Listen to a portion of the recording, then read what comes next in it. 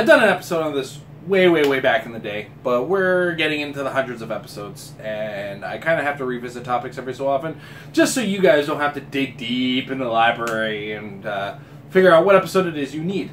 And this is going to be that one on proper practice, but when I talk about it this time, I'm going to talk about it from a point of view of things I've learned from the past that maybe I didn't add in those episodes and go a long way towards helping the practice process.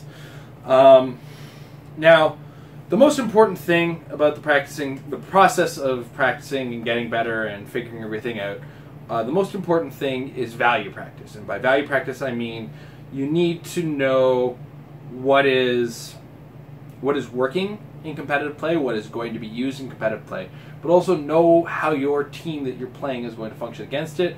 Also, if you happen to be playing that team, know how to beat it with that team, or know how to outplay opponents, because that's going to be a case that you're going to need to understand and need to know how to approach.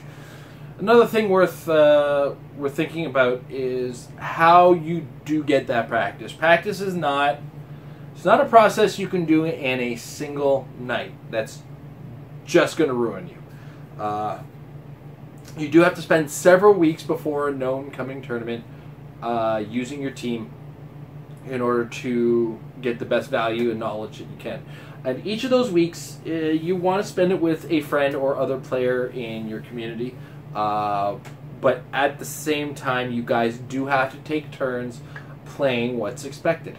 There is no value in only one person getting stuck constantly using the team that everybody's expecting to play against. That unfortunate person will lose out on a lot of the practice that they're going to get. Now, granted, they're gaining practice with this particular team, but we could already be focusing on a way to beat that team. That person, he or she, could have a team that definitely beats this other team. And they need their chances to prep themselves against the team as well.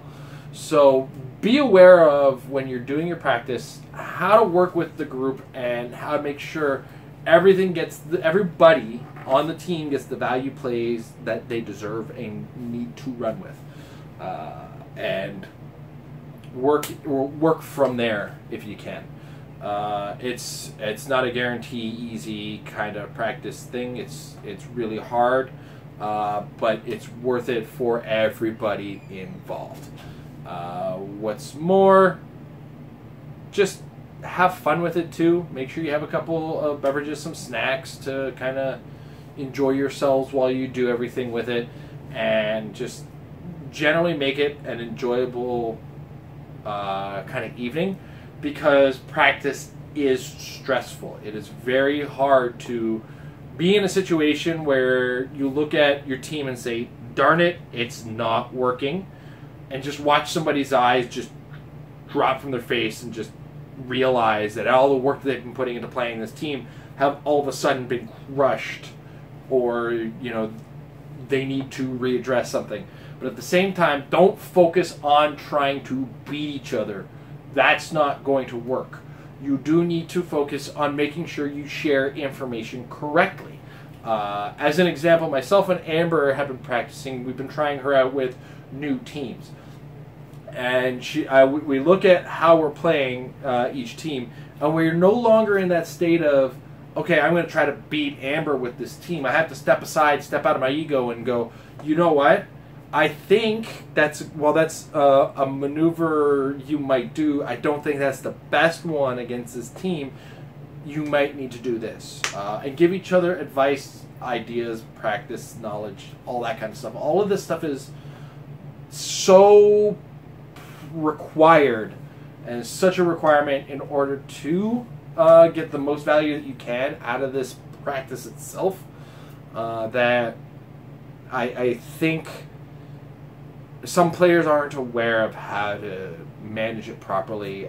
Some players, you get in the game and you're immediately trying to win as opposed to share information. I think in the past I've mentioned, when you are practicing, ignore the fact that you have to hide dials, because you're trying to help your opponent get as much, your fellow player, your practice partner, as much of the correct information as they need. And this is one of those cases where hiding the dial on the card does them no good.